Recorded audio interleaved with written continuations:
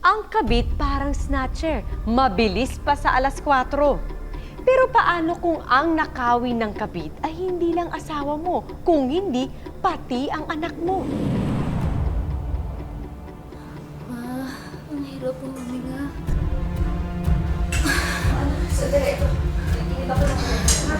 Inumin mo para lumaki yung tubig mo, ha?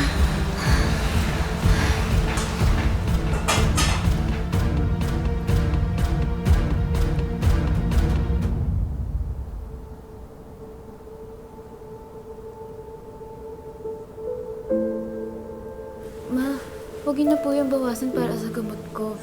Di ba ipon po natin yung para sa dream house natin? Mas importante yung gamot mo, anak. Tsaka bariya pa lang naman to eh. Matagal pa bago natin mabuo yung dream house natin. Kaya huwag mo nang alalahanin yun, ha?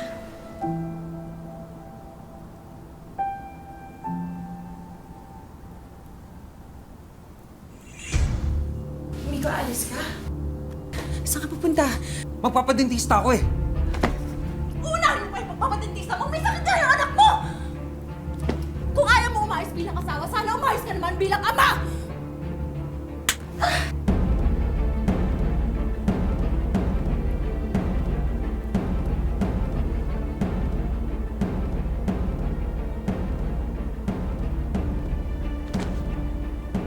Baka nakakalimutan mo.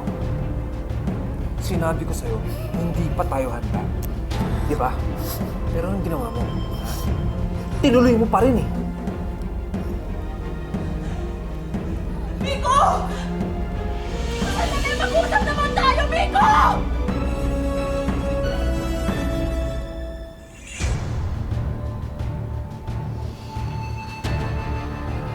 Ma, okay lang po ba kayo?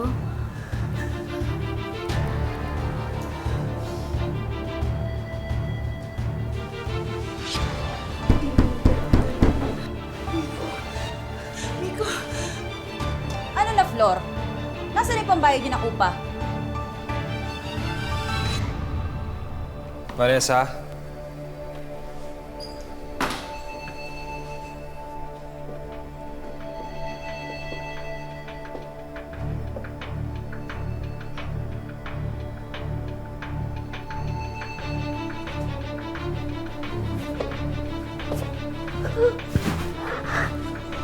Doon tayo sa clinic.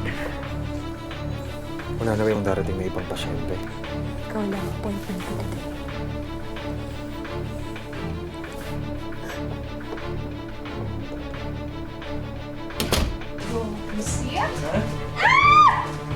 Ano ba? You sit first. No, check the tea. Kailangan pa ba yun? Oo, kailangan yun. Okay. Second shot. It's good. Open. Ah. Helping. Please walk. Siyempre. Magaling yung nag-aalaga. Relax. Ganon?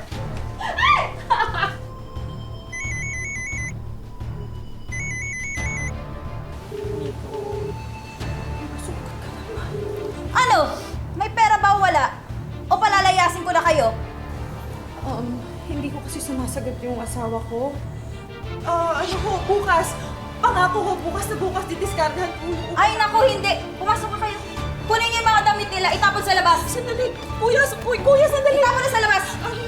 Sandali lang naman. Lumayas kayo! Tama ka na. Halika! Lumayas na kayo.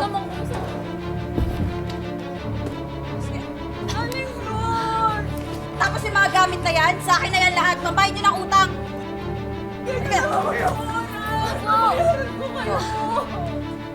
Ikandado mo yun na maigi para hindi makapasok ng mga to.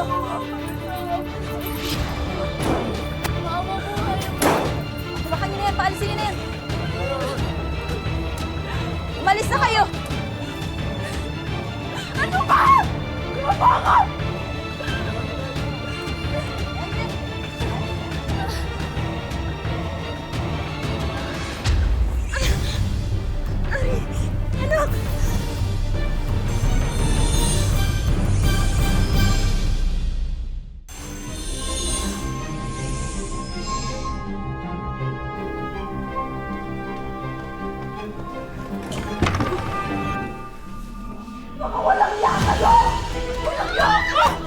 Tama na! Hindi mo! Ha? Tama na! May clinic Tama na! Clinic mo na ginagawa niyong mata ng asawa ko! Tama na! Yan ang bagay sa'yo! Bagay sa mga naniniraw pamilya katulad mo! Hindi kayong kasal! Wala kang karapatan. Nabuntis ka lang niya, yun lang yun! Tama na! Yun na lang yun, Miko, ha? Pagkatapos ko ibigay sa'yo lahat? Ha? Matagal na akong walang nararamdaman sa'yo. Si Vanessa ang mahal ko.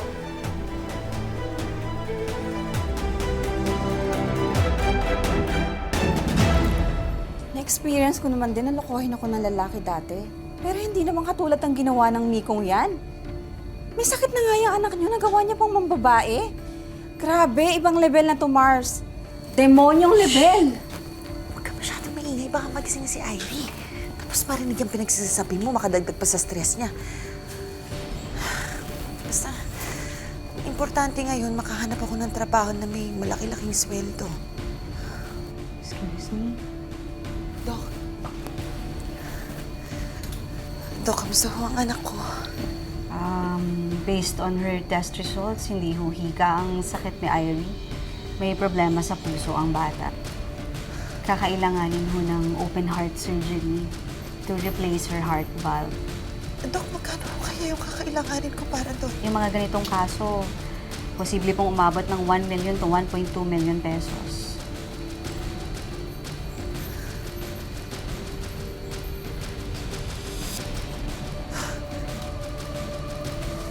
Diyos ko, Ferdinand.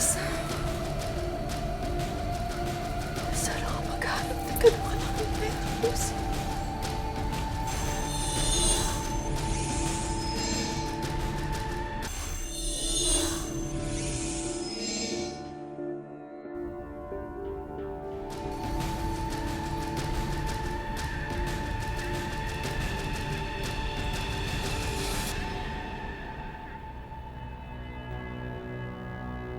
Nakuusap na namin ang Dr. Nairi. Kapal naman ang mukha niyo pumunta pa dito. Bago ka ulit gumawa ng Excel, pwede makinig ka muna sa offer namin. You see, being a dentist, I have the connections and means to save Irie's life. Ano ibig niya sabihin? Si Vanessa na lahat ang sasagot sa lahat ng babayaran dito. Pero ang kapalit, sa amin na si Irie. Sa inyo na si Irie? Ano to? Gamit na pwedeng ipamigay? Gusto mo magpakananay? Hoy, Doc. Kung may problema yung matris mo, huwag mong idamay ang anak ko, ha? Dahil hindi ko siya hayaan lumaki sa isang katulad mo na malandi at parang walang pinag-aralan. Isa pa, ano alam mo sa pagiging ina? Kung pagiging ina yung pinagyayabang mo, matututunan mo. Pero yung mailigtas yung buhay ng anak mo, alam mo ako lang makakagawa nun. Ngayon, sige, sabihin mo sa akin, sino sa ating dalawa ang magiging mabuting ina para kay Ella? Ha?